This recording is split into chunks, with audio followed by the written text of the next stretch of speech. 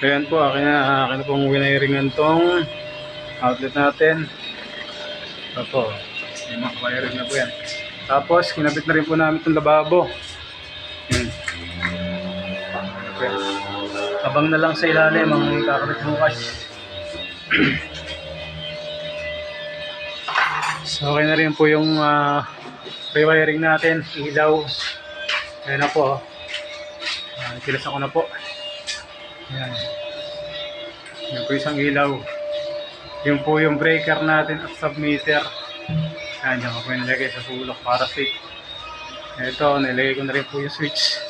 Dalawa. Meron na rin po tayong abang ng ilaw sa labas. Ito, abang na to. Yan, mga abang ng ilaw. Yan. Tapos sina-assemble na po namin itong magiging lamesa natin. Ito na po. Assemble na po namin yan. Ito na. Papaahan na lang po yan. Assemble na. Dalawa na lang. Sige.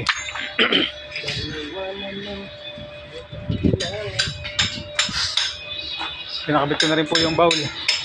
Ano po yung bowl natin, oh. Ayan, nakabit na po. Okay, ito ang hamba natin. Bukas kasi kakabit na namin itong pinto.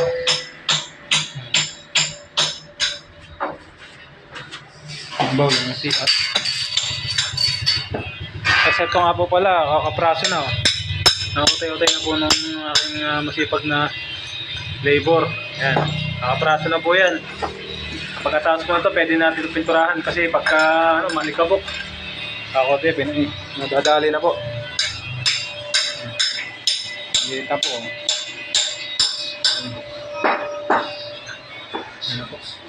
Tapusin lang po natin ang loob para pag nagpintura, wala nang hindi na magdudumi. Okay na.